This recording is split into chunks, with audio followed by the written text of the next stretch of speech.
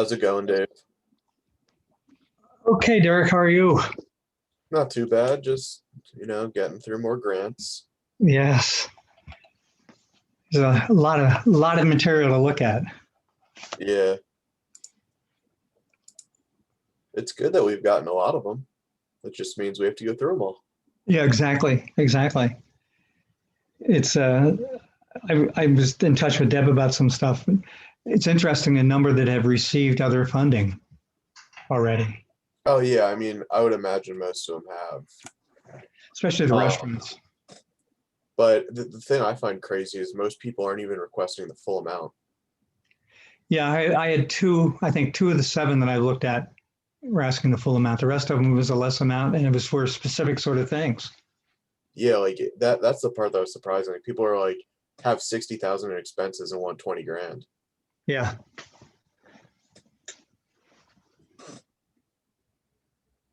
I guess they understand their industry better than we do, huh?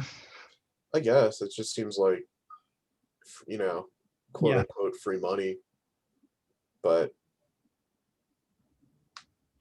just means we can fulfill more of them. Yep.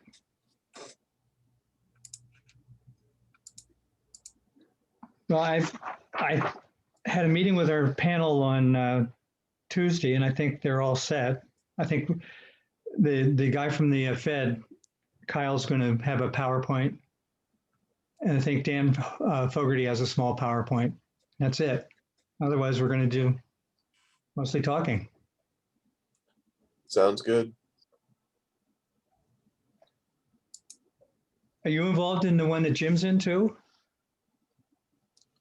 I don't think so. Okay, I would think if you're here, they're not there. Yeah, I didn't know he was in one. Yeah, it's one of Katie's ones. It's about effective lobbying stuff. No, I'm not.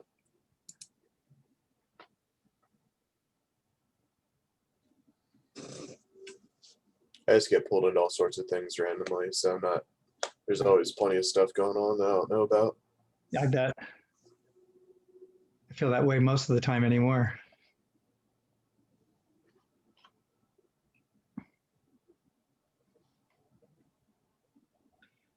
Well, hopefully they'll be joining us shortly here and we can get things straightened out. Yeah.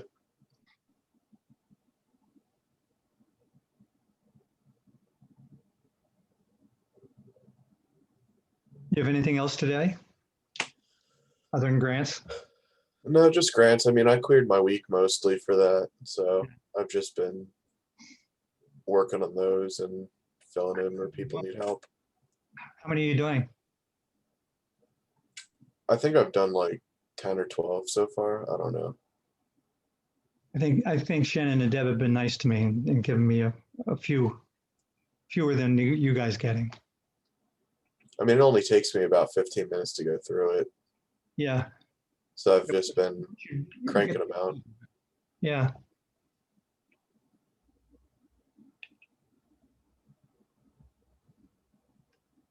One of the challenges I had, at least first, was bouncing back and forth between all the documents. Yeah. I almost bought another monitor for my own home the other day, but I have a 27-inch, so I'm able to like split screen fairly well. So it's both the size of. Still read them. Yeah. Okay. Jody. Jody's one of our panelists.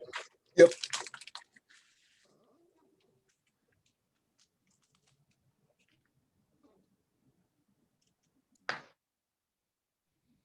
Good morning, Jody Corbett. Hi, Jody. How are you? I'm well, thank you. Thank you for doing this again. Thank you for bringing RAC to the table. We're very appreciative of that. You guys do good work. It's good stuff. Thank you. You're our first presenter in. Nick is coming in.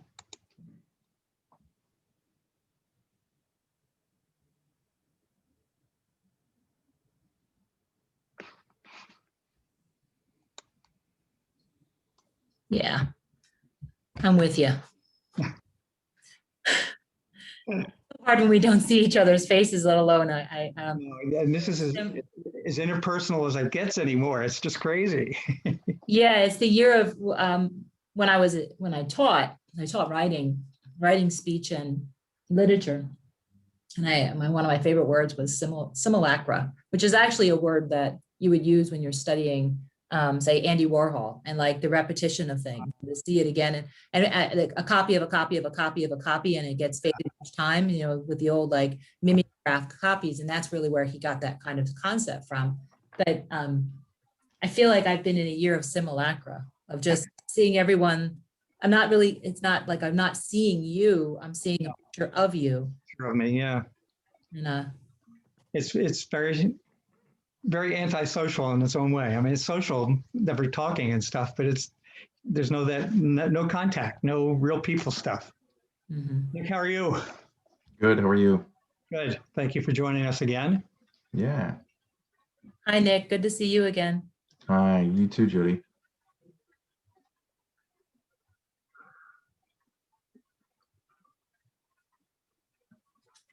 Bob's here.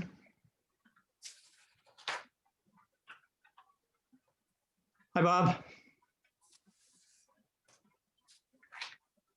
Good morning. How are you? I'm doing okay. Yay, it worked again. I'm 2 for 2 today. Good morning. Isn't it? Best of our technology skills. And Dan is here. No dogs today, though, Dave. Oh, we got rid of ours too. So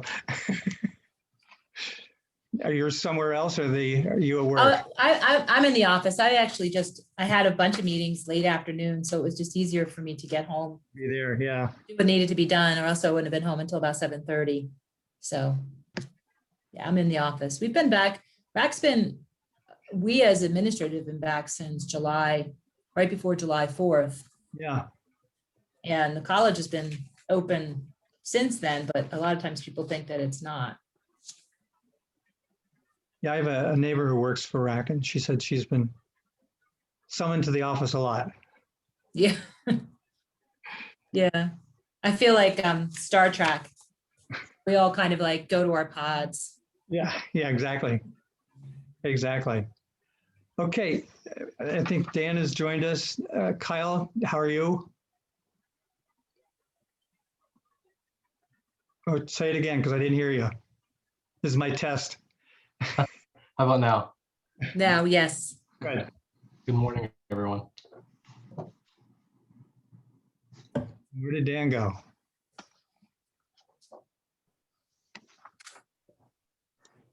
Kyle, I was looking over your presentation, and it is as I suspected. It's going to be just moving through your presentation it's very informative. So thank you so much for sending it ahead of time. But again, it's your show. I'm really excited for the discussion today because it's rare to have speakers from so many different like industries and sectors all in one panel. So I'm really excited for today. Though, Jody, I would say that the Academy Awards have Best Supporting Actress awards as well. I didn't even watch any of that stuff this year. No, Wasn't worth my time. it doesn't seem real. There's a local kid who starred in Hillbilly Elegies. He's right from this area. He actually lives over in somewhere West Reading, Wyo. Oh gosh, what's his name? He was the boy in the Elegy. Oh, that's neat. I didn't know that. Yeah. So he was, he co-starred with Amy Adams and Glenn Close. I think Glenn Close was up for a supporting role in that movie. Right. Okay, well, Dan is back with us, I guess. Kyle, do you want to see if you can get your PowerPoint up? Sure thing. I think I'm going to share my screen as a whole because I'm going to be moving between a couple different windows. So how is that? Looks good. Everybody else see it? Yeah. Great. I Good. will stop sharing until we're ready to go. And Dan, do you want to try yours?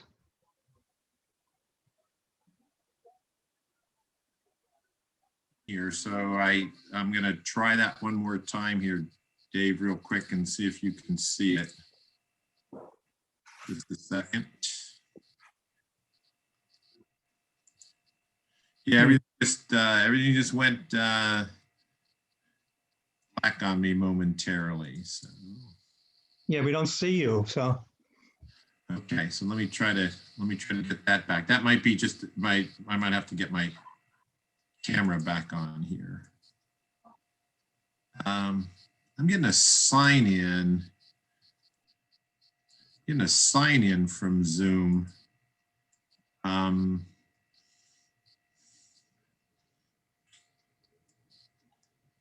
That's all it's letting me do right now, Dave, for some reason.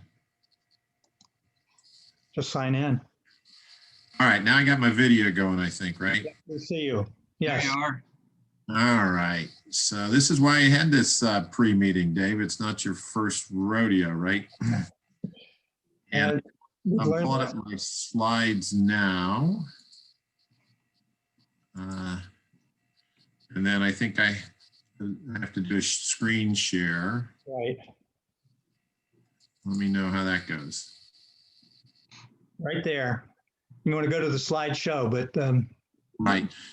Good. And Dave, I don't know if I got back, I got a little behind on my emails. Were there any of these, I'm thinking about just leaving off that last math results chart. I'll have it, but I think that can be distracting. Otherwise I'll just go with the same 4 slides that I went over at the other meeting. Is that what you think? and if you don't mind, I'm going to call on you first. I'm going to do the order we did the other day. We're going to let Jody be the closing act. Perfect. And so, well, Kyle's first, I'm second. Right. Okay. Right. So let me give Thank you have to take, I'm going to stop sharing my screen now.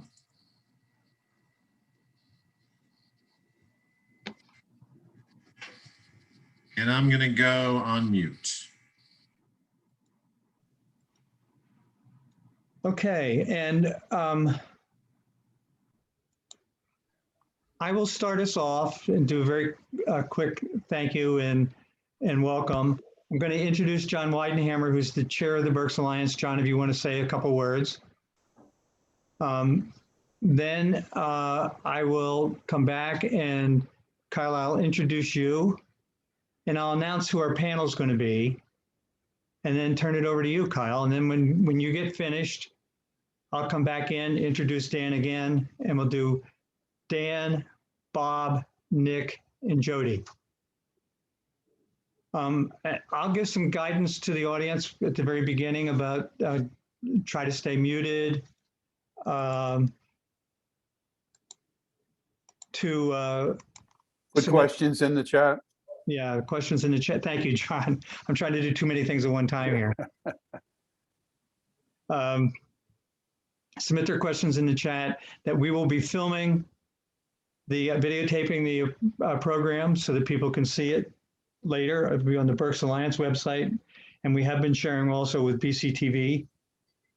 I can send you guys the links to the video if you want to have it, for your Hall of Fame.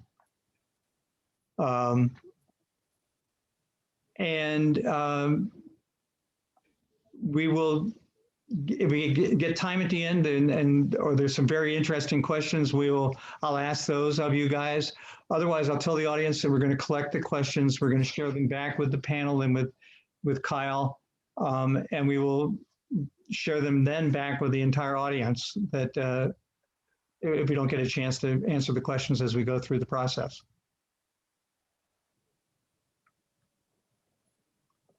Is that okay?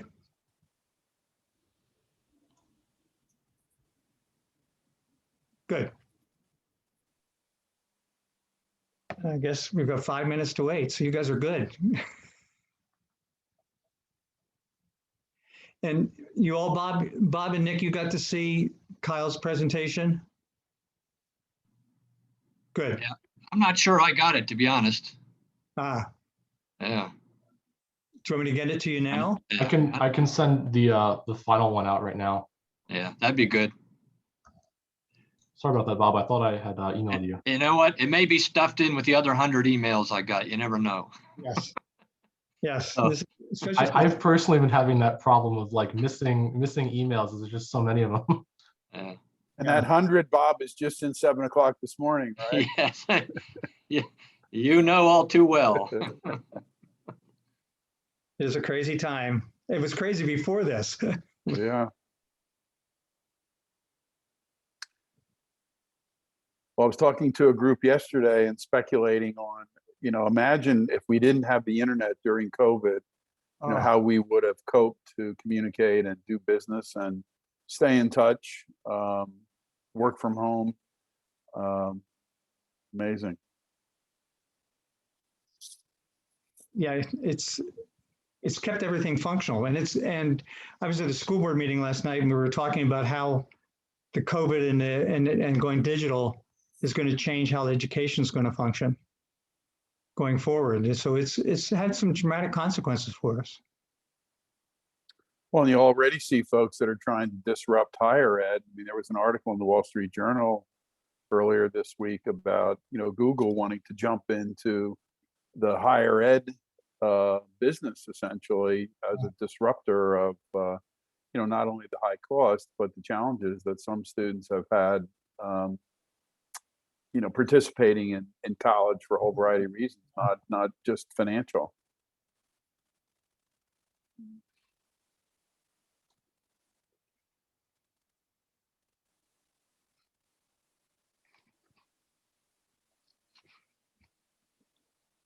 Okay. Looks like Derek is beginning to let Let people in. Yep. Which Got a Derek, if you can hear this, probably you can start letting folks in now so we can get started promptly at the bottom of the hour.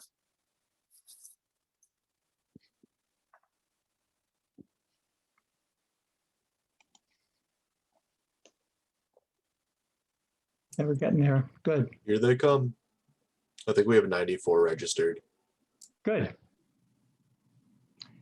So Kyle, I'll apologize because I did get the one that you said would be maybe a little different than your final. So I apologize. I did get that. It's all good. The one I just sent around is the final one. Yep. Thank you.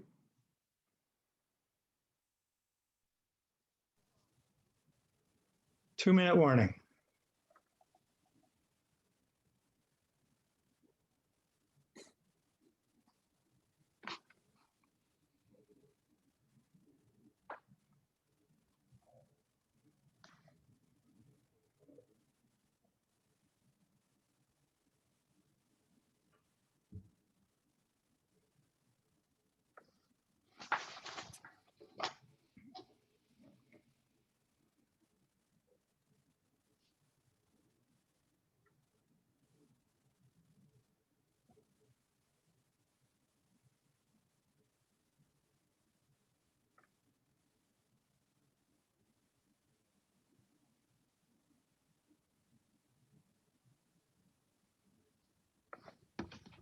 Dave, maybe we should have music or something to sort of fill the, This quiet time. Yeah. yeah.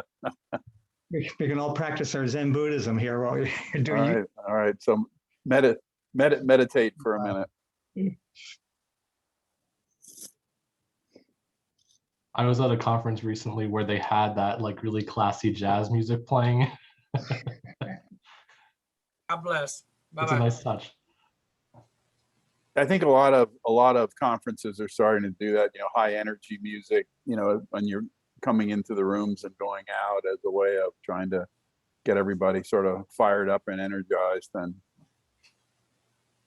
Good morning, Berks County family. Hey there, Michael. Good morning to you. How's everybody doing? Okay. Super. Looks like you're on stage. Are you gonna sing for us Well, this morning? Between community vaccination events and doing our work here, I'm doing some work on Hamilton. So, I'm a backup to Lin-Manuel. Well, hey, that's not bad. That's saying something. You've come a long way.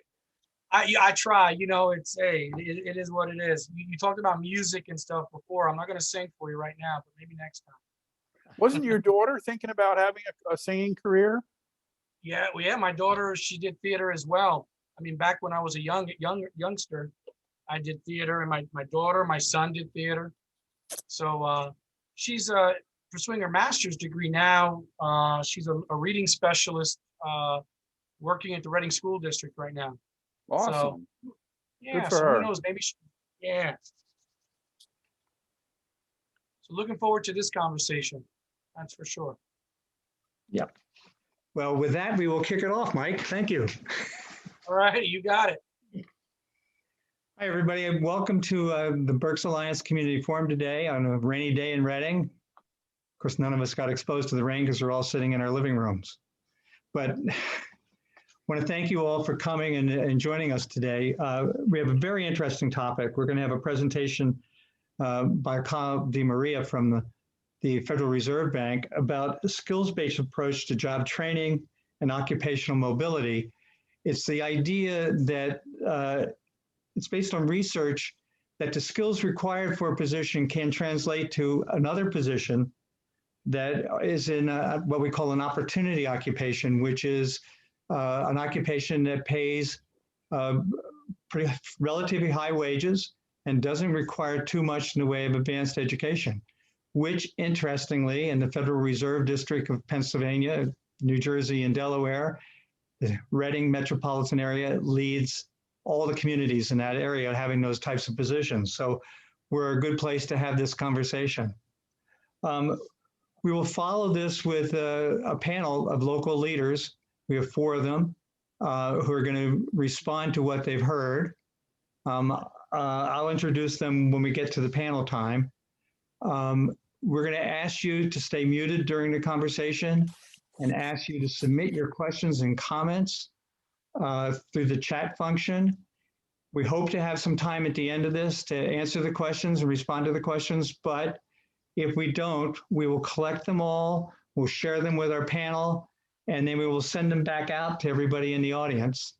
Also want to let you know that we're recording this event, and it will be available on the Berks Alliance website and probably on the BCTV YouTube page as well.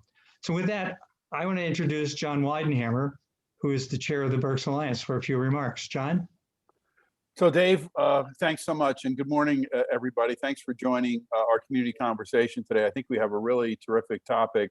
Thanks to Dave and all of our presenters for putting this program together today. The Berks Alliance does this every 3rd Thursday of the month, beginning at 11:30. So if you go to our website, you can see the upcoming events and hope that you'll join us. For those of you that are new to these meetings, the Berks Alliance has been sponsoring this for a couple of years now. We've done over 30 of these at this point, and we plan to continue this since we think it's a very valuable community resource. And for those of you that aren't familiar with the Berks Alliance is a collaboration of anchor institutions in Berks County, and we're focused on community development, specifically creating a safe, a clean, and green space in Berks County.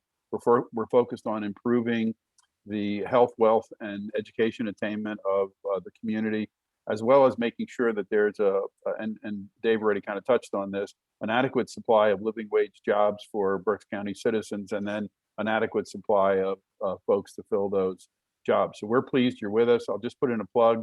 The District of Federal Reserve is going to be back at the end of this month on March 31st with their economic forecast. So we'll hope you'll join us for that.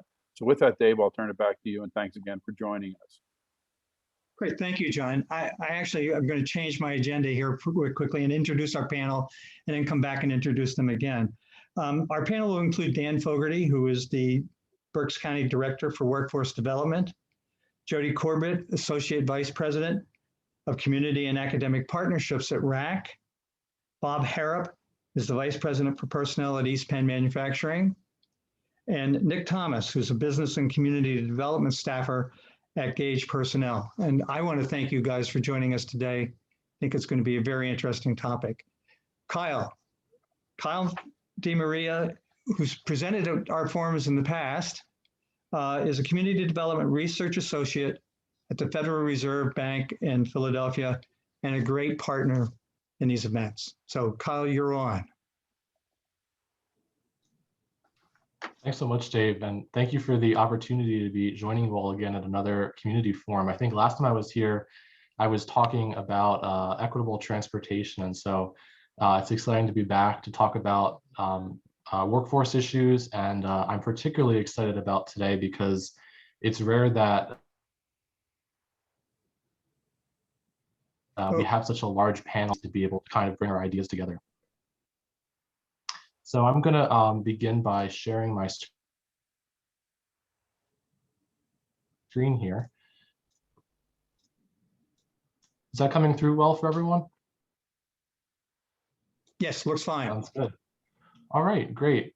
So, today I'd like to talk with you about the idea of skills-based job transitions that can unlock economic mobility for lower wage workers. And I want to challenge you to think about the role of occupations themselves in economic mobility and how a greater focus on skills rather than degrees alone can help facilitate these transitions. I wanted to just open by saying that I know, you're all very probably familiar with the Federal Reserve, but you may be less familiar with the community development function. And so that function exists in each of the 12 reserve banks across the country. And we work to support the Fed's dual mandate, especially around maximum sustainable employment. And we feel that increasingly the key to doing this is by focusing on inclusive economic growth strategies. And so that can mean looking for ways to make sure there is equal access to opportunity for workers without a bachelor's degree. And we do that work by conducting research on emerging challenges and opportunities, specifically for people with low and moderate incomes. And we go about doing this by, conducting research and then working with partners like the Berks Alliance to help share this information with community partners. And so today is very much at the heart of what we try to do. I wanted to just give a quick brief disclaimer that the views I express here today are my own and not necessarily those of the Philly or Cleveland Feds or the Federal Reserve System. This is joint work with my colleague Keith Wardrop in Philly and also my colleague Kyle Fee at the Cleveland Fed. So if you're wondering why there's two banks listed, this is kind of a joint project for us. So I wanted to begin by situating why this is important. So even before the pandemic, there were challenges in the labor market for workers and employers. Lower wage workers often find themselves stuck in lower wage jobs, and upward mobility is a persistent challenge. At the same time, real wages for lower wage workers have remained somewhat stagnant over the last several decades. And in surveys of employers, we frequently hear challenges with finding applicants with the right skills. And there's increasing awareness of the importance of inclusive recruitment and advancement strategies.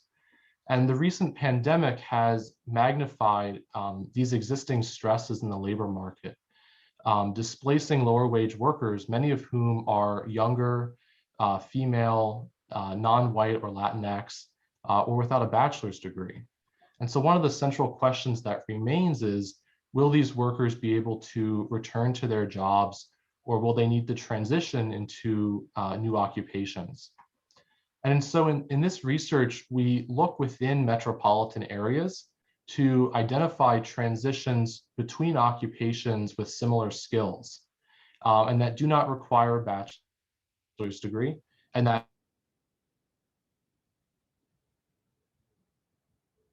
can result in a meaningful pay increase. You'll see for the Philadelphia area. And I want to recognize the fact that today we're not in Philadelphia itself. We're in Berks County, and one of the things I'll say is that what we've found is that generally speaking, when we try to start describing occupations by their skills, we tend to find that there aren't substantial differences across place in those skills. And so when I talk about Philadelphia, a lot of that context will also apply here in Berks County. And obviously we can talk about how there may be some wage differences that are worth commenting on, but I wanted to just begin by explaining that. So one way we can conceptualize a job is as a bundle of tasks, each requiring different skills to complete. And when workers make a transition to a new job or a new occupation, they're able to carry many of those skills with them. And a great tool for looking at the skills required of different occupations is through the use of online job ads data. And so we analyzed nearly 60 million online job ads posted between 2014 and 2018 in the 33 largest labor markets in the US. And this amounted to about half of the employment in the US. And using these online job ads data, we identified what we call potential transitions, which we define with 3 criteria. And so the first is that we wanted to look at transitions within and between occupations that do not require a bachelor's degree. And so there's 2 types here that we talk about. The first is opportunity occupations, which Dave touched on a little bit already. The idea of occupations that do not require a bachelor's degree, but that pay above median wages. And then the flip side of that coin are lower wage occupations, those that pay below median wages, but don't require a bachelor's degree as well. And so that's kind of the focus of this research. The second criteria is that when we think about transitions, we think about an origin, right? The origin occupation being the one that you might be in already, and a destination being the occupation that you would be moving into. And so we wanted to see at least a 10% pay increase between the origin and the destination. And third, the destination occupation needed to have employment that was projected to remain stable, or at least not decline by more than 5% over the next decade. And that is based off of national employment projections numbers. So from these potential transitions, we then identified what we call top transitions. And these are transitions where the skills requested in the origin are quite similar to the skills requested in the destination. And to help us be able to put a number to how similar 2 occupations are, we calculated what we call a skill similarity score. And that score ranges from 0 to 1, where if the score is above 0.75, we generally feel that that is a situation where the 2 occupations are quite alike in terms of their skills. And so the skill intensities, or I'm sorry, the skill similarity score is based off of this idea we call skill intensity, which is the percent of the job ads in an area for an occupation that request any given skill. It's the idea of, how frequently are we seeing a skill show up in the job ads? And that's going to become kind of the brick and mortar that we work with to think about these transitions. And I'll show that on the next slide. One thing I quickly want to mention is that, because we look at transitions within metro areas, a top transition in Philadelphia might not be a top transition in Cleveland. So there is some difference there geographically. So let's take a few minutes to look at the mechanics of a transition at the skills level. And so here we're looking at the transition from a fitness trainer to a paralegal in the Dallas metro area.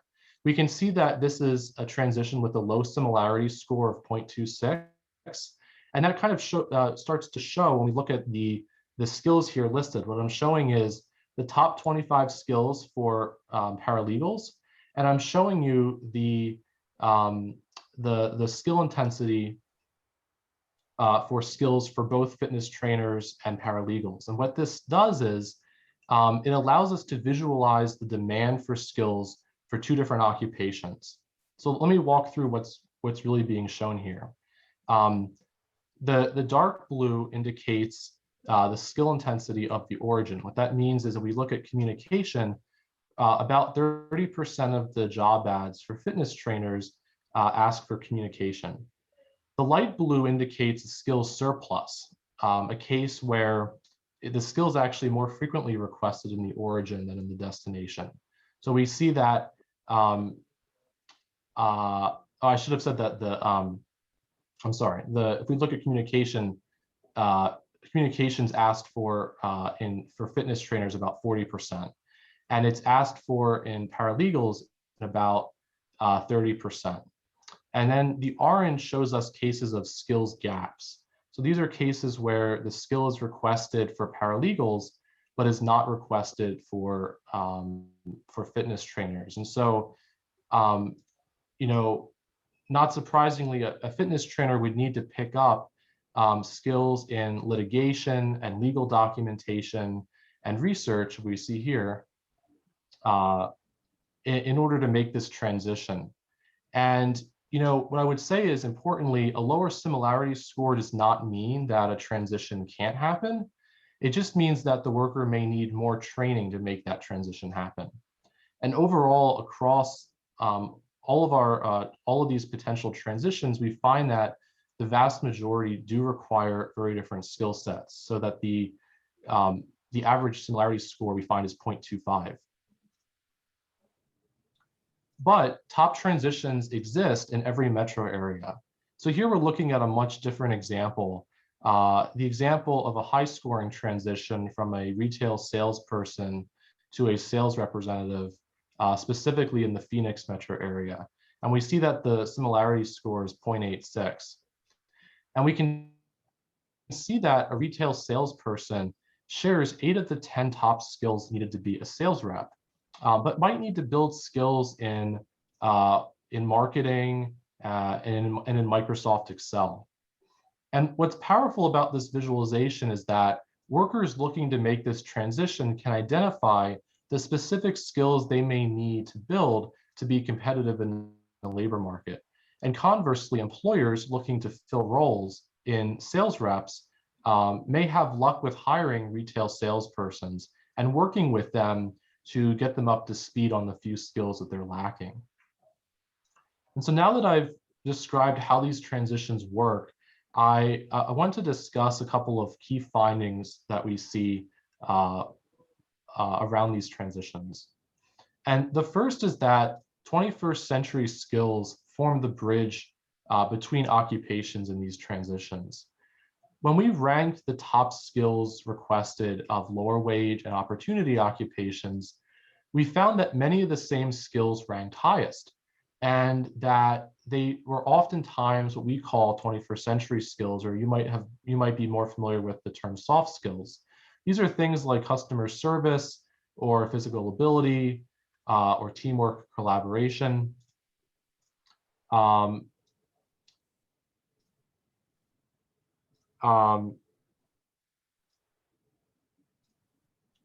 Great. And then, so moving on then,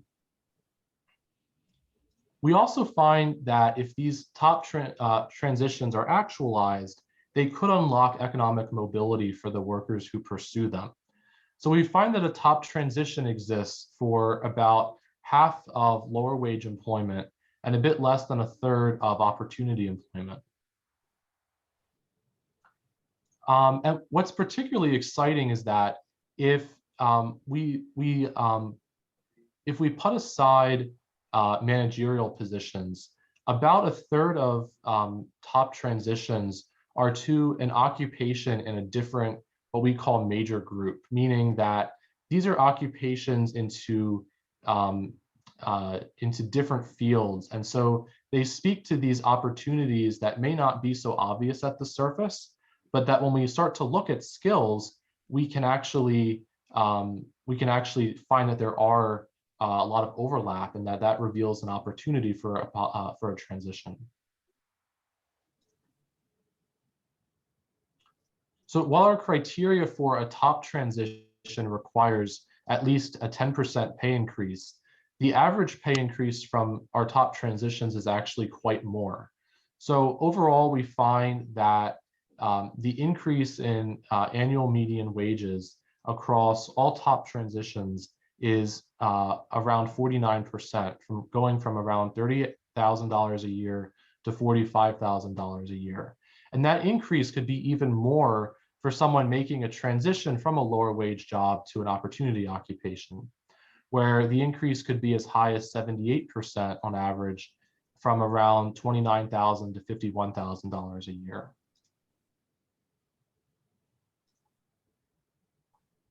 So by now you're probably saying, Kyle, show me some of these, show me some examples. And so, you know, after we finished writing this report, we had over 4,000 of these top transitions, and there was no way that that was going to fit in a report. And so we were really fortunate to work with the web team at our bank to develop this online data tool that we call the Occupational Mobility Explorer. And what that is it's a data tool that allows you to actually access those occupation to occupation transitions and to look at that data. And so I want to take just a few minutes now to switch over to that screen and to just show you how that could work, how that works. And so when you get here, let me drop this in the chat as well, so that you can pull it up on your own screen if you're interested. There's 3 tabs here, and I'll get to them in a few minutes, but I want to focus right now on the Build Your Path tab. And so the idea here is that when we click the Build Your Path tab, we can select the metro area that's closest to where we live. So today that would be Philadelphia. And then we can select an occupation that best represents the work that we're in right now. So I wanted to talk about the example of a customer service representative. We can click Start Path, and what's shown here are up to 10 transitions that someone as a customer service rep could make that, again, meet those criteria we talked about. So the transition where there's at least a 10% pay increase, that destination doesn't require a bachelor's degree, and that the employment is projected to grow or remain more or less stable over the next decade. And these cards, we think of them as like little tile cards. They have some information that can be useful to workers, such as the number of jobs in the area, the annual median wage, what the wage increase would be making that transition, the type of occupation, and that growth rate. And so, and then importantly, this is the important part, we have that similarity score. And so they're sorted by similarity score. And so we can see that the transitions with the closest skill match are at the top here. And so we could think about making a transition to from a customer service rep to a title examiner. We could add that to our path. And then the idea is repeated. We could think about another transition that same worker could make, perhaps to work as a legal support worker. And the one valuable thing here is we can then click Compare Skills. So let's think about that first transition I showed. If we click Compare Skills, it opens this little window that gives us those skill diagrams that I showed you earlier on the slides. So here the blue is the percent of job ads for customer service reps that ask for skills, and the orange is the percent of job ads that ask for these skills as well, but the job ads for title examiners. And so we can see, we can compare the demand for skills across those 2 occupations, and we can see where there's overlap and where there's gaps. So we can see that, we saw this was a fairly high similarity score. We can see there's a lot of overlap here. And if we go to the bottom, we can identify those skills that, that the person may need to work on to help make that transition possible. So we could see that there's some skill gaps around typing or real estate experience or accounting. And so that can help inform what that worker might need to work on.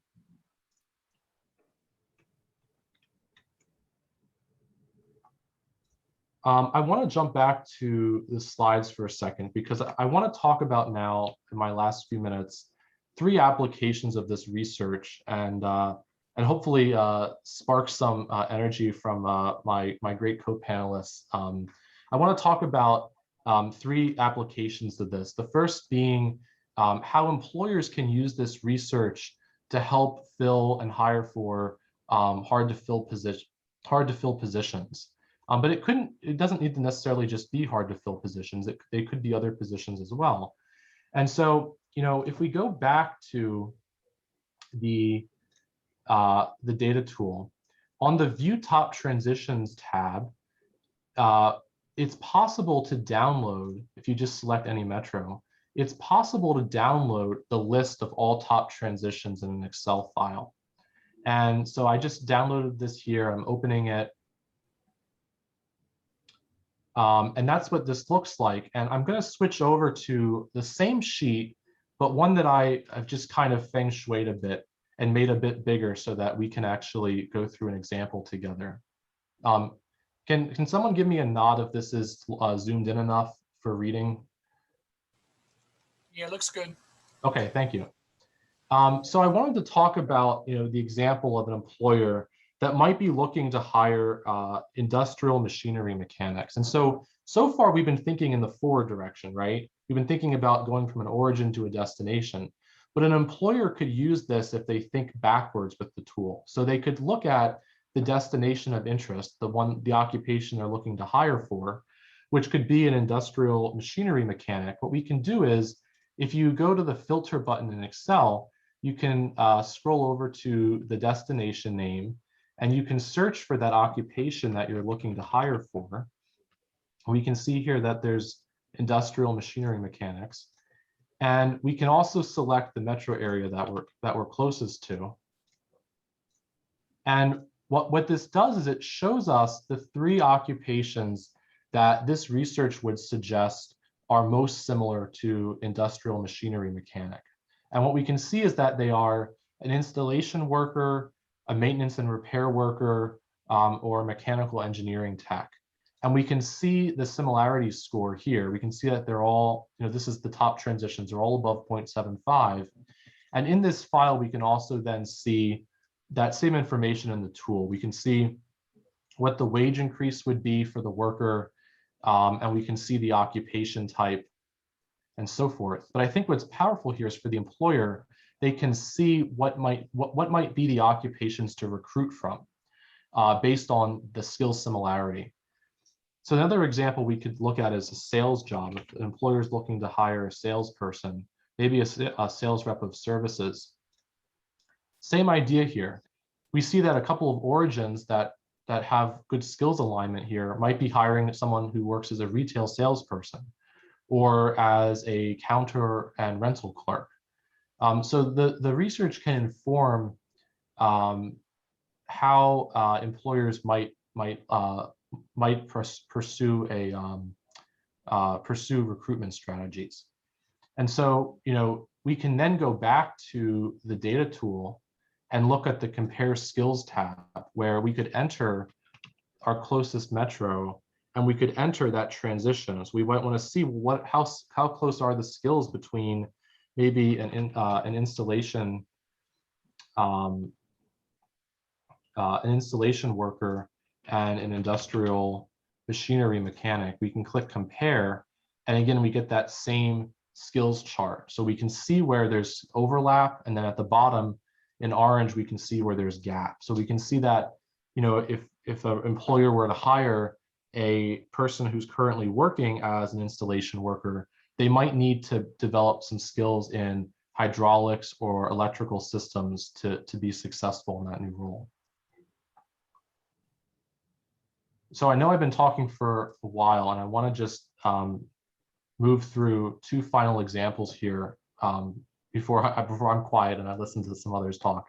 But the second example is we can also think about how this research can help workers who have been displaced by COVID-19. So last summer, I identified the 10 occupations in the Philadelphia metro area that were hardest hit by COVID-19. We can think about those as the occupations that saw the largest employment decline in the early part of the pandemic. And then we could think about trying to find top transitions from those hardest hit occupations. And so, as you might have been reading in I guess in the media, others have looked at these issues as well. What I found is that in the Philadelphia area, the occupations that were hardest hit tended to be in kind of the retail sales working occupations, and as well kind of food service and restaurant industry. And so, that's what's shown here. But we could then look at the top transitions from those hardest hit occupations. And I'm showing here the 5 hardest hit occupations that had a top transition. And what we found is that a top transition is available to about half of those occupations that severely declined. And we can go a step further and also ask ourselves, are there transitions into a destination that maybe was more resilient to the pandemic? And those opportunities are fewer. We can see examples here where the destination declined only moderately. We can see that there's like 2 examples here of transitions into those occupations that maybe weathered the pandemic a bit better. And then finally, the last application is thinking about how community colleges can use this research on skills and transitions to inform their work. Last fall, we were a research collaborator with the community college, with the Education Design Lab, which is a higher education kind of think tank in the DC area that created what they call the Community College Growth Engine Fund. And the idea here is that they wanted to, they selected 6 community colleges across the US, unfortunately not in Pennsylvania, which is very annoying to me, but 6 community colleges across the US to help those colleges identify or to build what they call micro pathways into high growth, high paying fields. And a micro pathway, if you're unfamiliar with it, I didn't know about this until relatively recently, is the idea of a short-term training program that has 2 or more stackable credentials. And the idea is that someone in a short period of time can pick up these credentials that gravitate around specific skills, and then can use that micro pathway to leverage themselves into a well-paying job. And so we served as a research collaborator with this group, where we used some of the information around opportunity occupations to suggest what those high growth, high paying jobs might be, around which the colleges might develop those micro pathway programs. And then we shared information on the skills, like you've seen today, to help them have conversations with employers to figure out, well, what are the critical skills needed for someone to move into one of these occupations? And then finally, we shared with them the transitions that I've shown you. And there is some idea that the colleges can use the transition data to think about if there are particular workers who might be well positioned for entering these specific micro pathway training programs. So that's the last example here. I want to close just with 3 ideas for how we can facilitate more of these top transitions. And the first is that skills-based hiring approaches that focus on the skills a candidate brings to the table, rather than whether they have a college degree, can help employers unlock the wealth of human capital in their regions. And our analysis showed that 21st century skills help form bridges, but there are still going to be skills that a candidate might need to develop to be competitive for a job. And so, low cost and targeted and short-term training can help fill existing skills gaps where they may exist.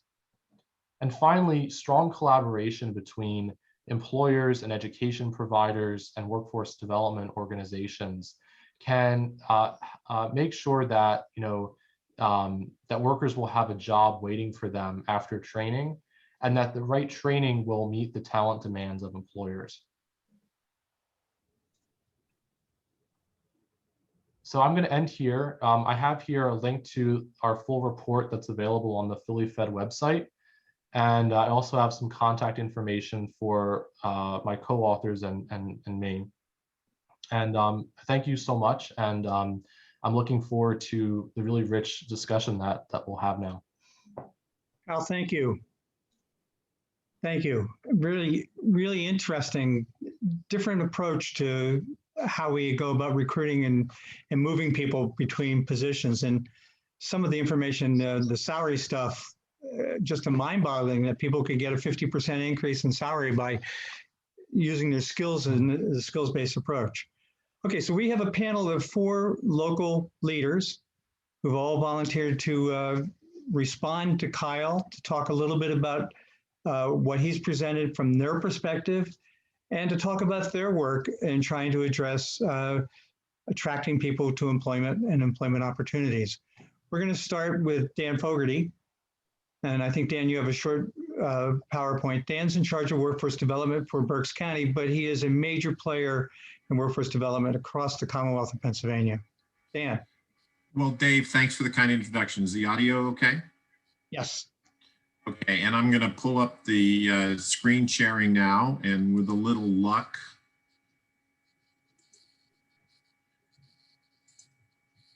can you see my presentation now? I'll go into presentation mode once you confirm. First of all, before I do that, I want to thank Kyle for that really terrific presentation and your interest in what we're doing up here in the Reading Metropolitan Statistical Area. It's very timely. So on behalf of Christy Gage Linderman, who is the chairperson of the Berks County Workforce Development Board, Bob Harrop, who's also on the panel, is on the board, and the 24 other members of the Workforce Development Board, really love the partnership and access we have to this great information we get from the Philadelphia Fed, particularly in this area of opportunity occupations, because the Reading and Berks County is home to a disproportionate number of opportunity occupations for folks to have great careers that don't require a 4-year degree to get started. So what I'd like to do here is I'm going to go into PowerPoint mode here, but move quickly. What I'm sharing with you now is our board is going through a planning process right now to try to understand both near-term and long-term trends in labor markets here in Berks County. And the board's identified a number of challenges and opportunities. One of the things I'd like to point out, what is not on the slide. What is not on the slide is a lack of opportunity occupations or job opportunities. We're projecting for the next 5 to 10 years that there will actually be more plentiful opportunities than there will be people with the proper preparation to fill those slots. And we're seeing that in the near term right now. But that's going to be driven by some very long-term demographics. Many of you have seen the famous silver tsunami slide. That's not going away. The workforce is also changing, becoming increasingly diverse. We're finding large barriers of getting young adults reconnected to employment and to the opportunities that are waiting for them. So that's an all hands on deck community-wide effort. In the area of educational attainment, what we see is much more enhanced opportunity for folks with appropriate associate's degrees, particularly in technical fields like mechatronics, such as you can get at RAC, and other industry recognized credentials.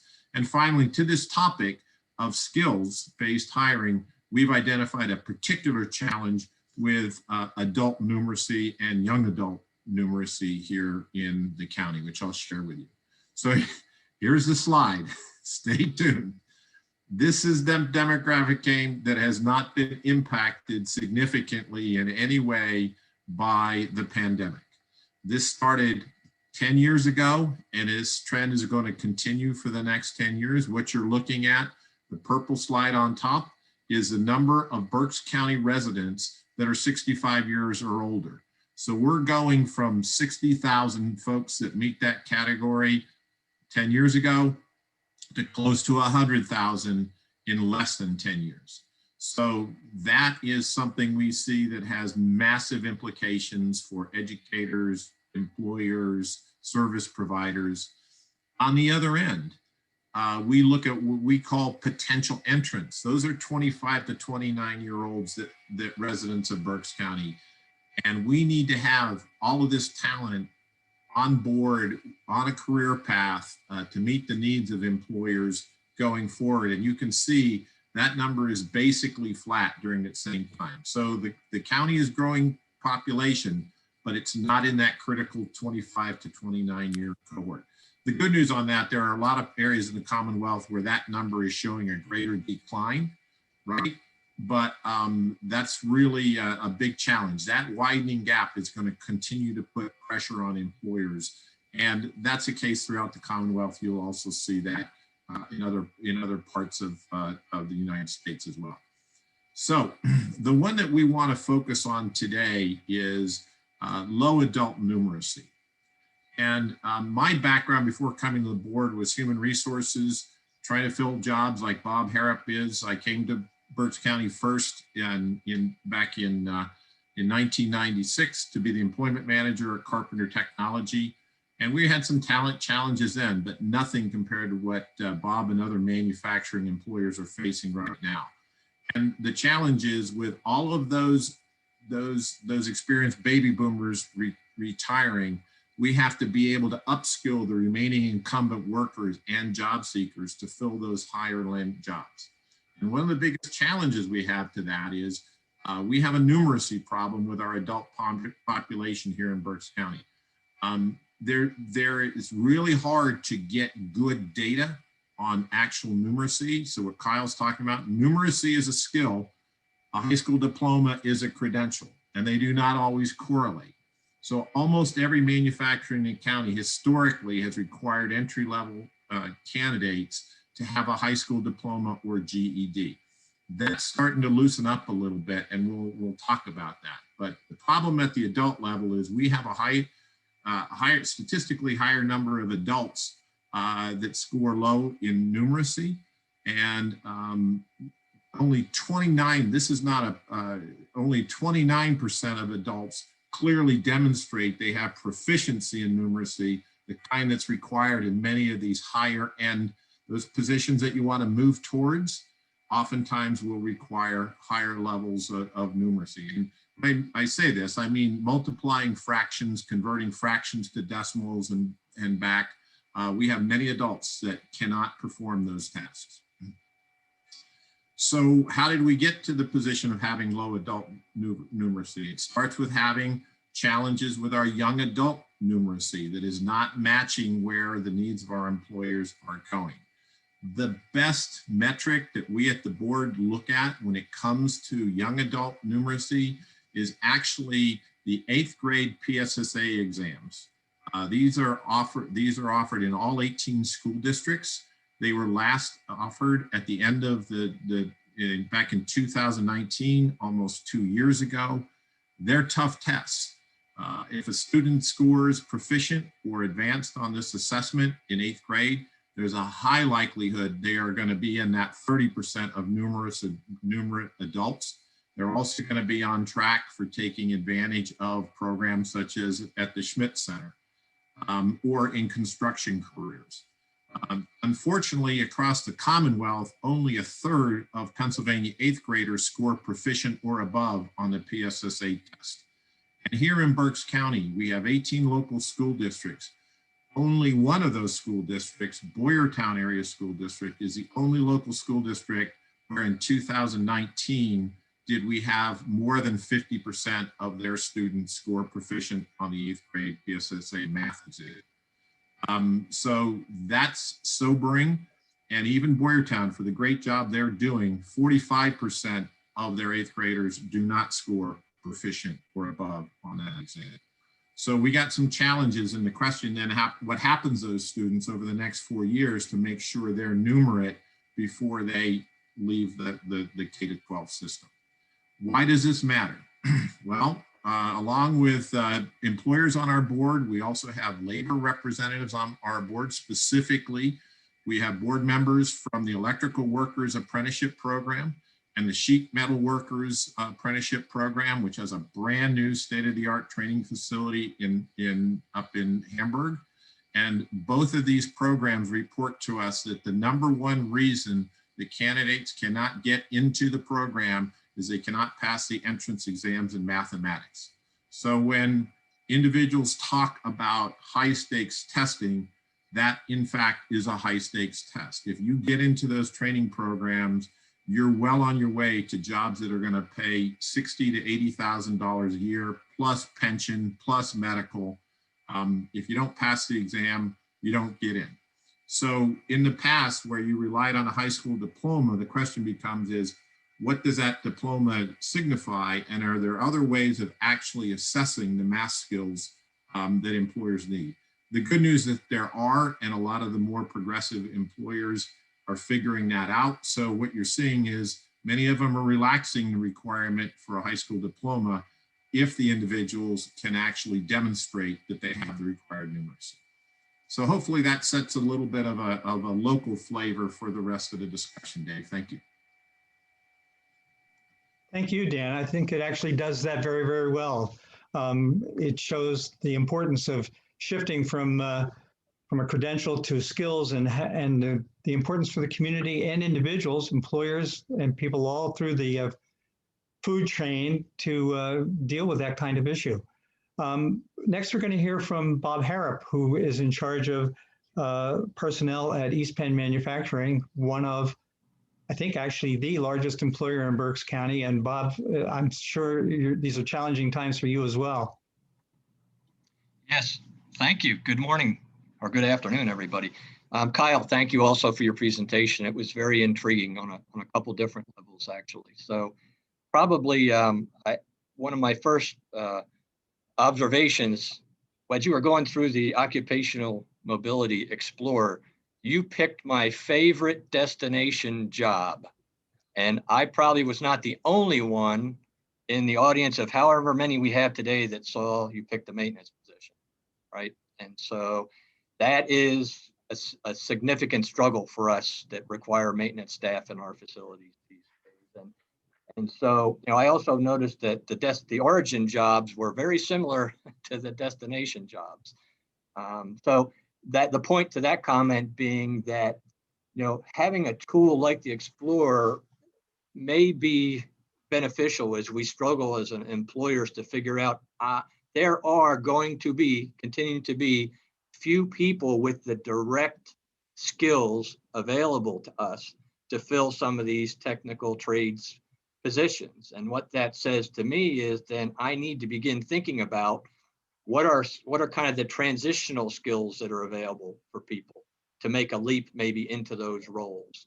And so as I was looking at that, I was trying to think about the Explorer here and saying, okay, if I think about the skills that are useful in transition between different positions, it's really going to probably help a lot of employers think a little bit differently now. Instead of continuously banging my head against the wall looking for people that have the exact skill set, perhaps we need to think a little bit differently about bringing people in that are able to transition, that have some of the top skills that you are looking for that would help them come across from a transition standpoint. I mean, the reality is nobody knows how to make a battery when they arrive at our door, right? So they have to be taught how to do that. But there is a skill set that I think is desirable and transferable. And when I looked at your list of top skills, I mean, some of those you see: communication, teamwork, problem solving. Some of those are significant, not hard skills,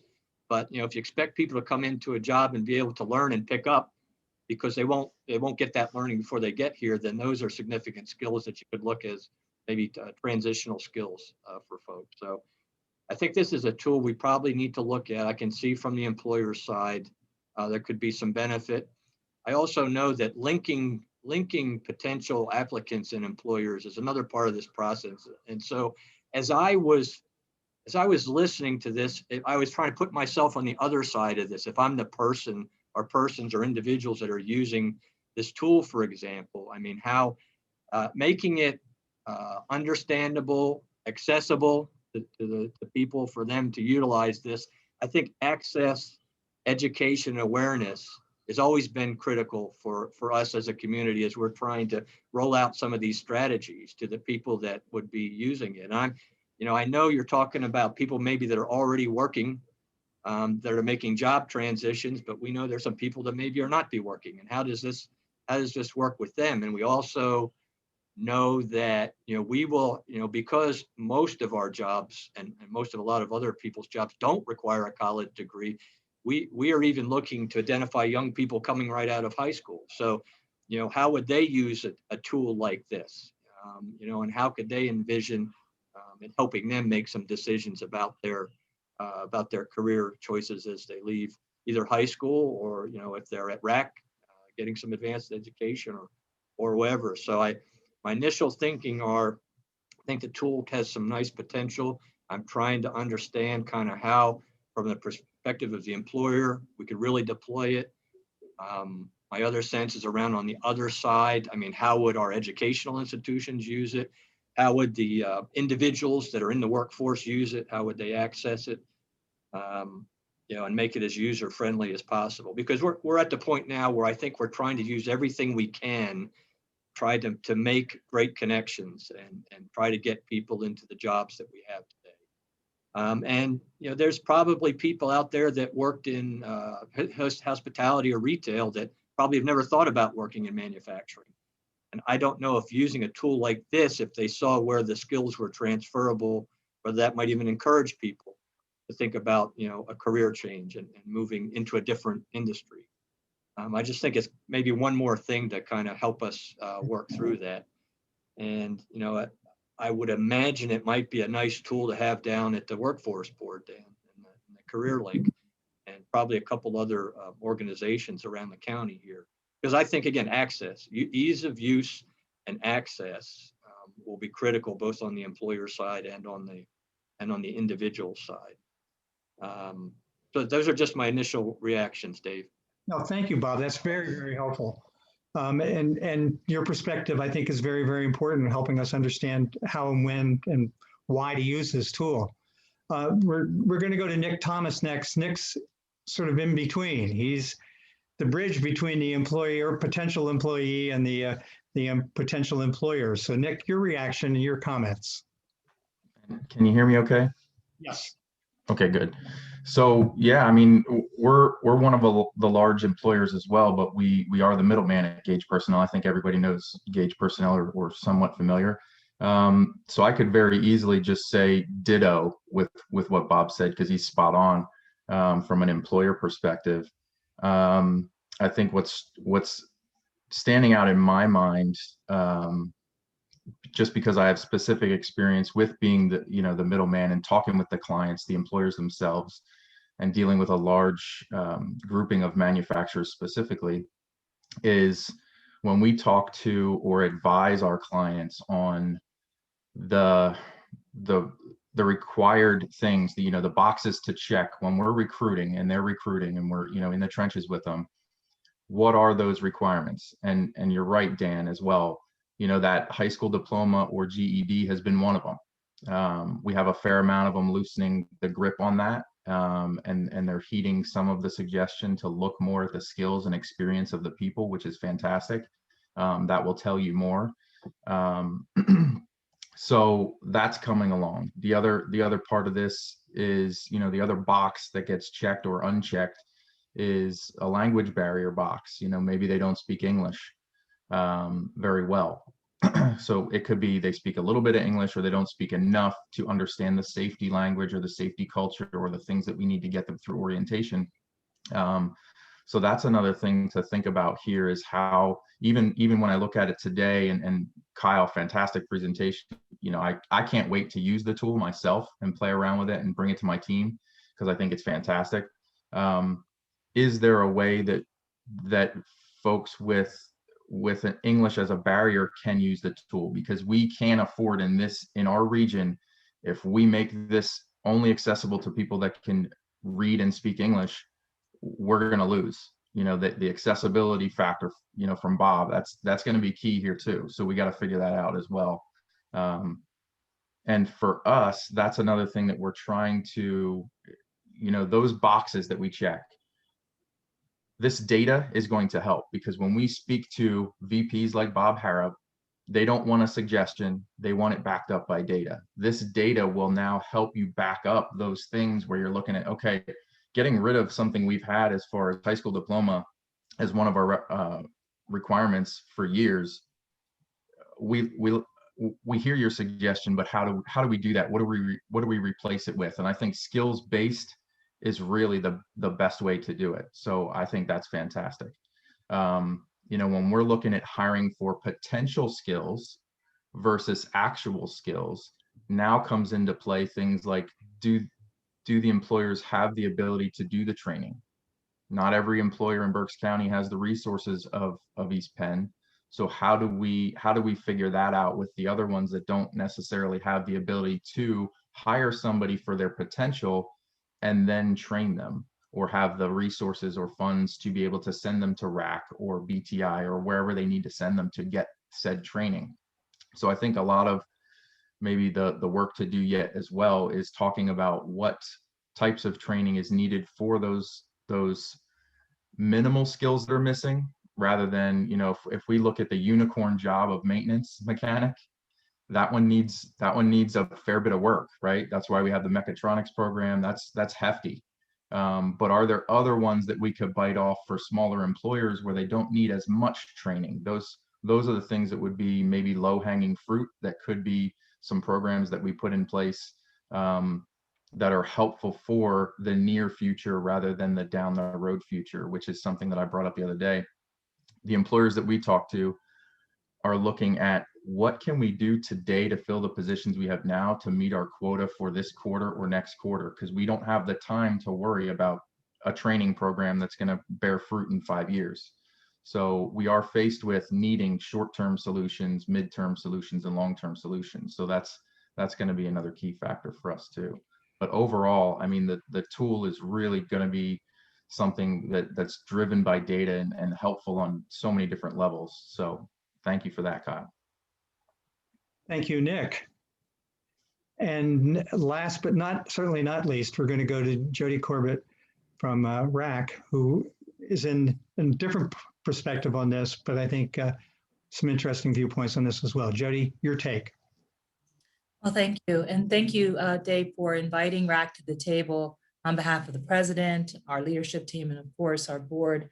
Workforce development is front and center, of course, to what we do.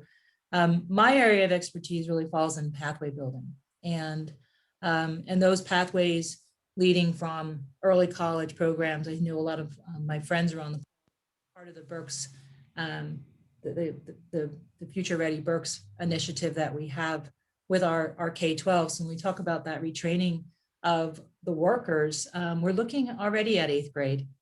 To Dan's point, we're already trying to send that message down into our K-12 that opportunity jobs do not require a bachelor's degree. And of course, RAC is at the center of those opportunity jobs, whether you're talking about those certificate programs, making students aware of what those certificate programs are, those short-term programs, whether you're talking about getting them to their employers. We have a lot of students that go to East Penn and then come back to get training with us in the manufacturing programs.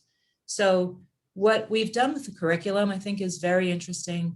Is that we have those stackable credentials, particularly on the manufacturing side with our mechatronics program, as well as with our machine tool technology, that allows students to earn certificates, industry certificates that are highly valued, that are very skill centric, and they can then stack those into an associate degree. So they're not only learning what they need in order to get those good jobs, but then they can continue onward, which something that we didn't really talk about is just the value for lifelong learning, and how Reading Area Community College can take that job that Kyle talked, that origination job, like what they're originally in, and they can help them transfer and build upon that and continue to get their education and stay up on their skills.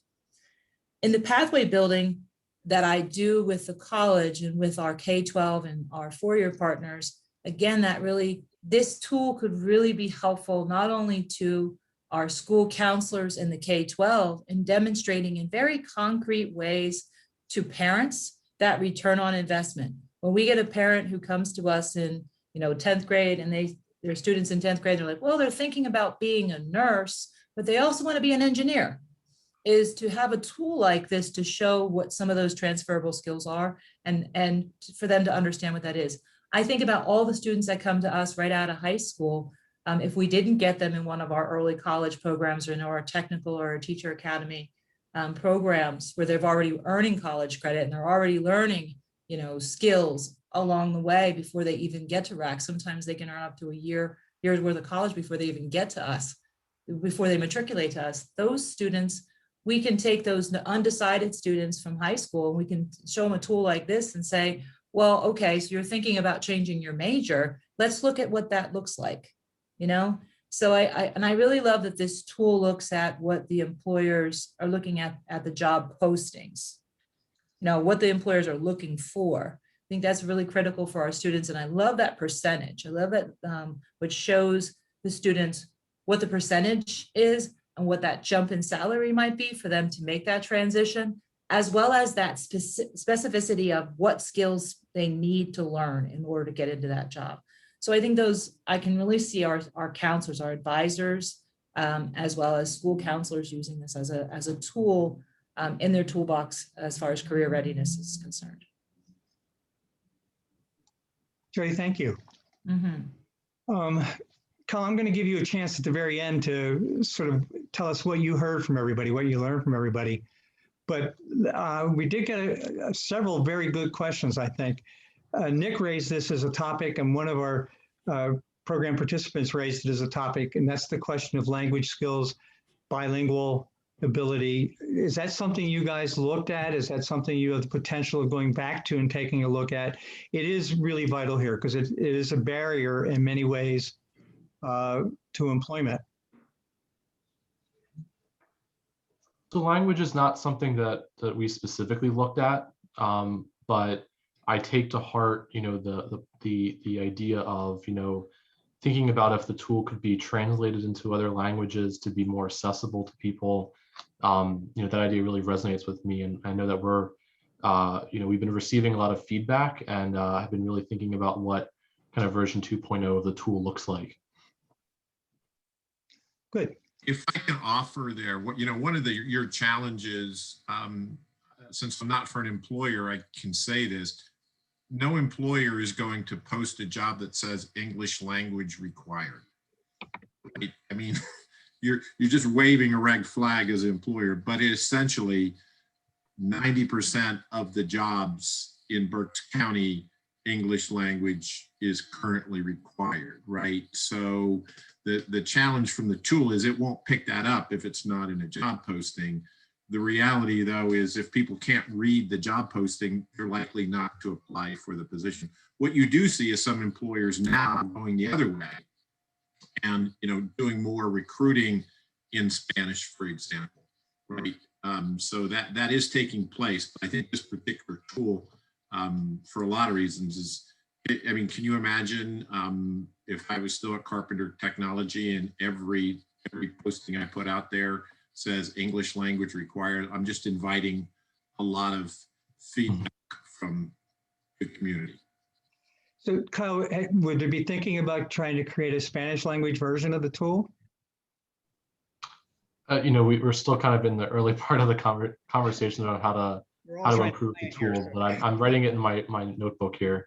You know, I thought during, you know, we had a prep call a day or two ago, and I think it was it Nick who was talking about the way that some employers in the area have really tried to meet Spanish-speaking individuals, you know, in the middle there. Do you want to talk, Nick, for a second about what you shared with us during the prep call, maybe?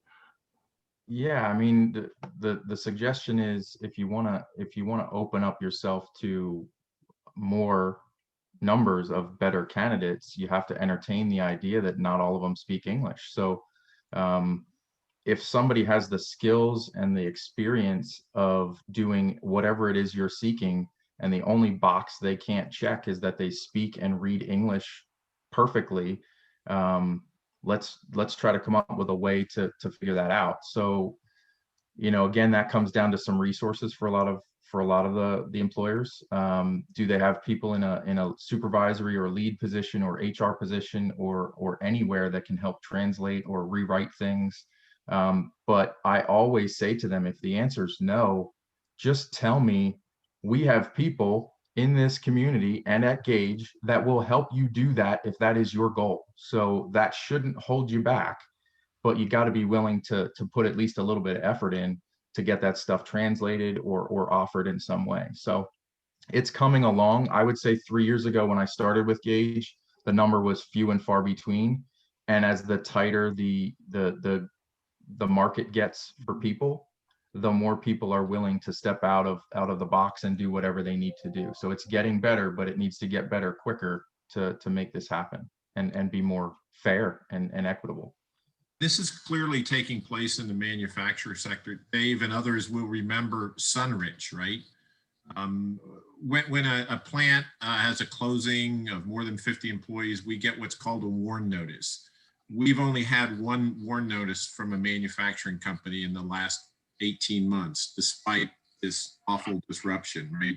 Compared to 2009, 2010, when WARN notices were falling out of the trees. So this is quite different. But when we got the WARN notice from Sunrich, people remember it's right across the Buttonwood Street Bridge. Many folks from the community can walk to work, predominantly cutting up fruit, as I recall. So low skill, entry-level manufacturing job. When they came to Reading in 2010, folks who could not speak English could get jobs at Sunrich. When Sunrich announced it was closing, we were bombarded at the CareerLink. I know Gage was at the front of the line. There were probably 10, 12 other manufacturing employers immediately wanted to know when the Sunrich employees were going to become available because they wanted to talk to them. Certainly wouldn't have happened 10 years ago. Probably, as Nick says, even 3 or 4 years would not have happened. But all 110 of those employees that lost their job became immediately of great interest to a number of manufacturing employers. So that's a huge change.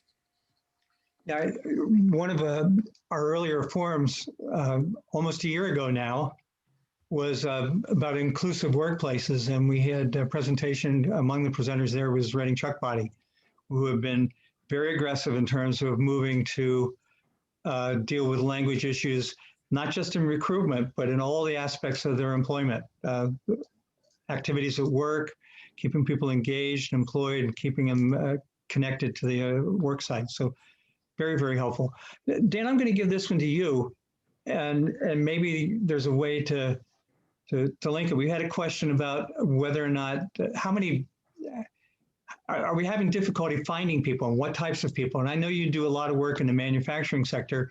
Do we have any idea what the gap is between existing talent that we know of and the employers? So yes and no. This is the pandemic, right? So what we do know is in December, we had 50% more unemployed people than we did in December 2019, 40% actually. We also had a large number of job openings. John Weidenhammer asked the question, how many open positions? We don't actually know that number, but we know there's a great gap. As I put in the chat, where we used to get calls at the CareerLink from manufacturing employers, and I'm looking at Nick, he'll back us up, I think, or tell me I'm wrong. You know, a year ago, it was a tight labor market. We were getting calls from manufacturing employers. Because, you know, they go from size 49 employers to Bob up at 8,000 employees, right? But we'd get calls, I need 3, 5, 7. We're not going to be able to ship on second shift if I don't fill these 12 positions in the next month. The employers are now up their game. When they're calling the CareerLink, they're saying we need 50 to 100 to staff our second and third shift. Or some, the larger employers, over 100 open positions at any given time. They are actually passing up orders right now, not because they don't have the plant and equipment, but because they can't staff the off shift. And they're turning, as Bob said, they're turning every rock they can think of. They're turning to Gage. Who's Gage going to find it, in these conditions? So when you look at it, it is really sector based. So manufacturing, our largest sector, largest number of open positions. Now that Amazon's in town paying $15 an hour, they've created a lot of competition for those entry-level production. So if you want to work in manufacturing or distribution, which often requires a car for transportation, particularly to get off shifts, you have your choice of employment in many places in Berks County. The healthcare sector is down about 1,400 jobs because of the disruption of the pandemic. We know that's going to come back. The question becomes is, if you were a bartender in West Reading and lost your job, right? been waiting now for a year to get called back to regular hours of employment. Are you in fact going to get called back?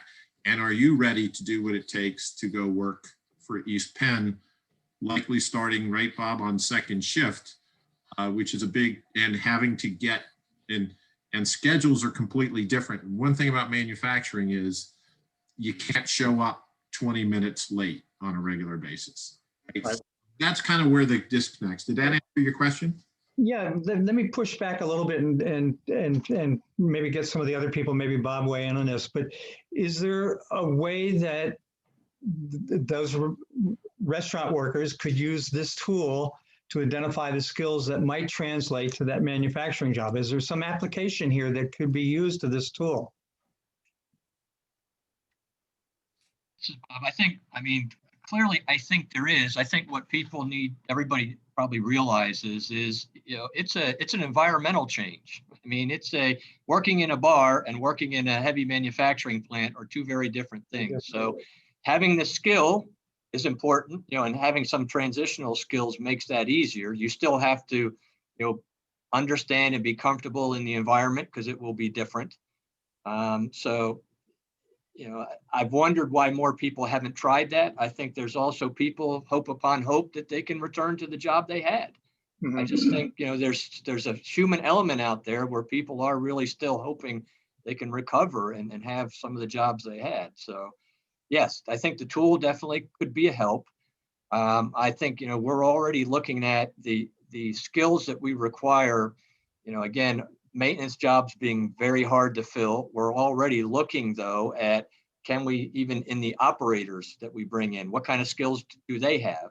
Because the way the automation and technology is today, someone is still going to have to do that work, right? Someone still has to know how to work with the programmable logic controllers, understand how it works, do the diagnostics, make the adjustments and repairs, and that is not a skill that everybody is, you can flip the switch and train people on that. And that also comes with problem solving skills.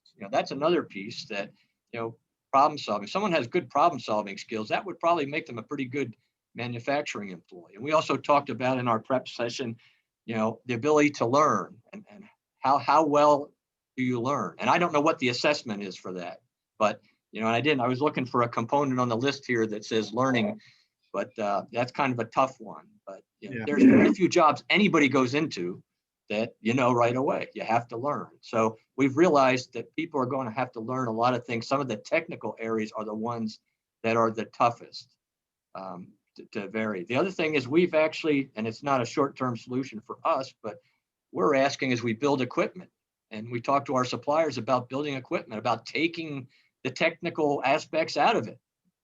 Because, I'm sitting here, this is, I got the silver tsunami slide in my wallet, I think, because part of what we're kind of putting our head in the sand when we look at, the absolute workforce that's going to be available. I mean, we're already going after a lot of the same people. So, this tool will kind of help us do matches, but I'm in the back of my mind worried about the absolute size of the workforce. Mm-hmm. And I'm happy that Amazon's here.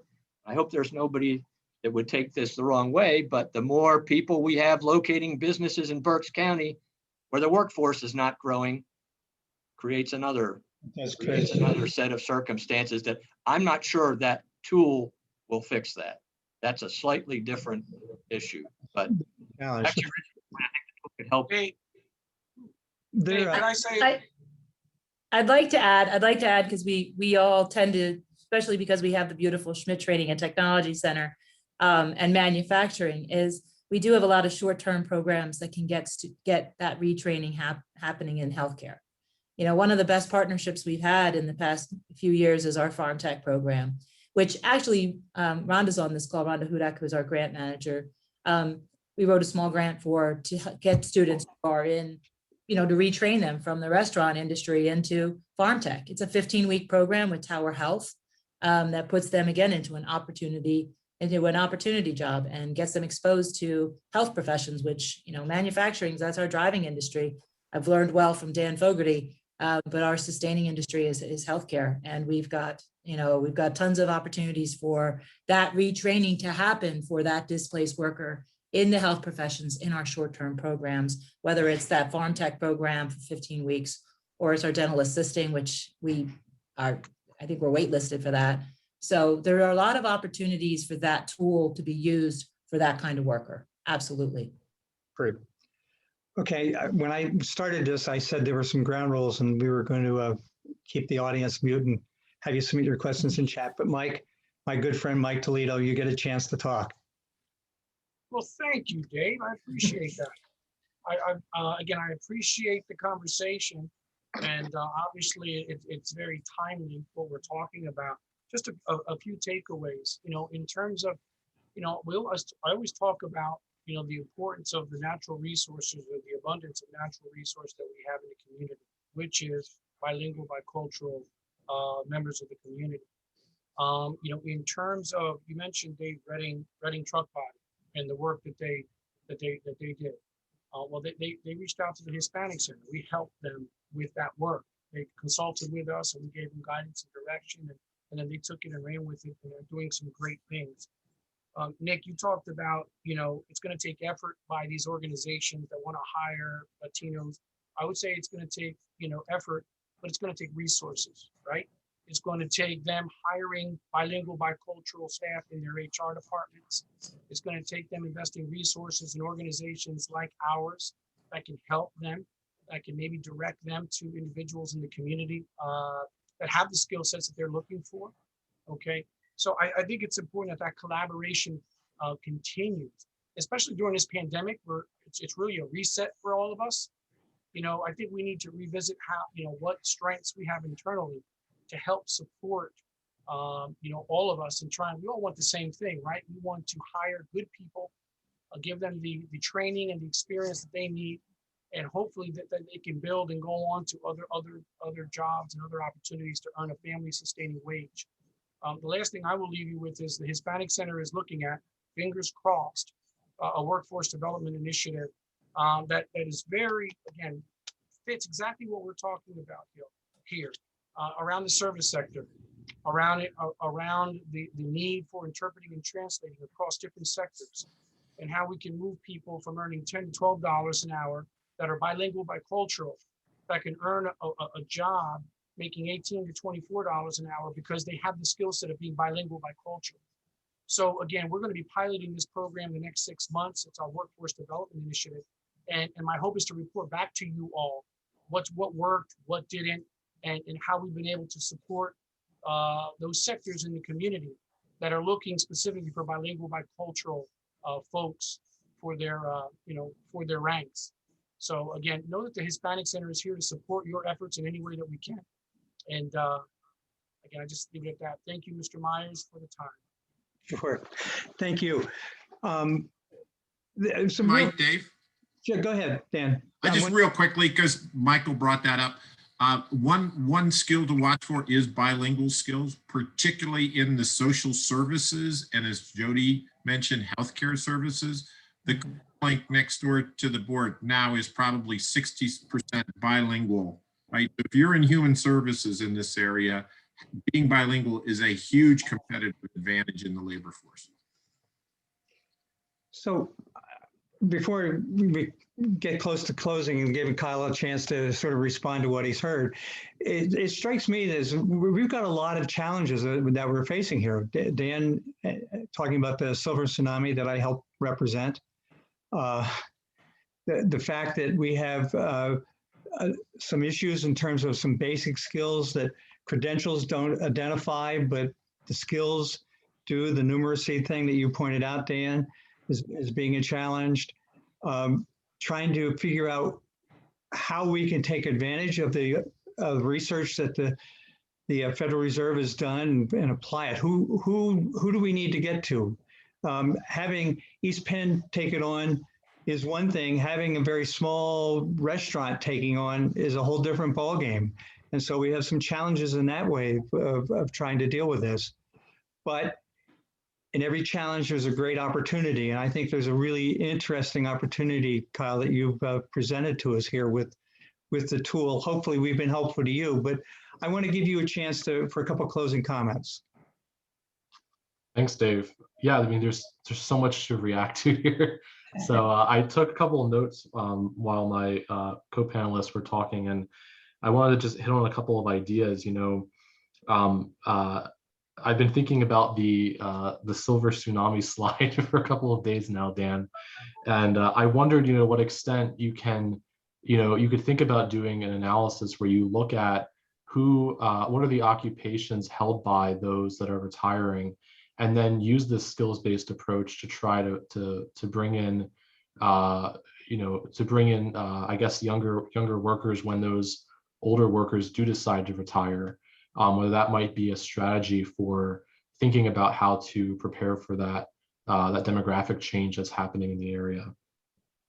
Bob, I was really inspired by your kind of interest in the skills-based approach to hiring. I think that's something that perhaps not all employers are so open to, and I think it's inspiring that you're leading in that way. I think it was perhaps I think Elise who made a comment in the chat earlier on during our presentation where she was asking, how widespread are employers considering skills-based hiring approaches. One resource that I found during our research was a report from Northeastern University that found that around 62% of employers are either actively engaged in a skills-based hiring approach or considering it. So I think that speaks to maybe a change that's happening amongst human resources professionals. And I would also say that, there's real racial equity implications to when we start thinking about this approach, because we know that there are racial disparities in educational attainment. And once we start taking away that college degree checkbox, it really opens the door of opportunity to people of color who may have been shut out from the labor market in the past. And so that's a really important angle to think about. But I think we need to go a step further, because the research around skills-based hiring from a rigorous perspective is really, unfortunately, not there yet. And so we need to make sure that when we do these skills-based hiring approaches, that there aren't unintentional, disparate impacts that might come from them. So we really have to, lean on our human resources professionals to think about the benefits and challenges of this approach. And I know that that's a particular research area that our department is really interested in possibly working on, is if we can find an employer or employers who are interested in this approach, how can we maybe partner together to figure out what are the real benefits to employers, making the business case for skills-based hiring, and what impact does that have on racial equity and inclusive hiring. So that was another idea. And then there's been a lot of talk about, the role of community colleges or other types of educational opportunities to fill skills gaps. And, one initiative one school that I learned about recently that I wanted to share with you all was Nicolet College in northern Wisconsin. They're in the process of going through a transformation for some of their programs towards what they call what's called competency-based education. It's really a fascinating idea in that they're taking the occupations that they train for, and they're basically what you might call they're skillifying it.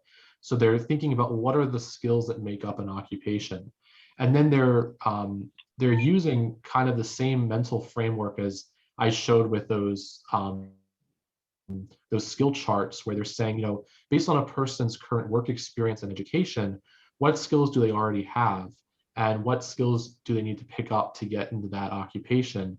And then they're trying to develop these customized learning experiences for students, where depending on how far along the person is in their career or education, their time to degree completion, whether that's a certificate completion or whatever, it can be much more reduced and can really help turn around a worker to a new occupation quickly.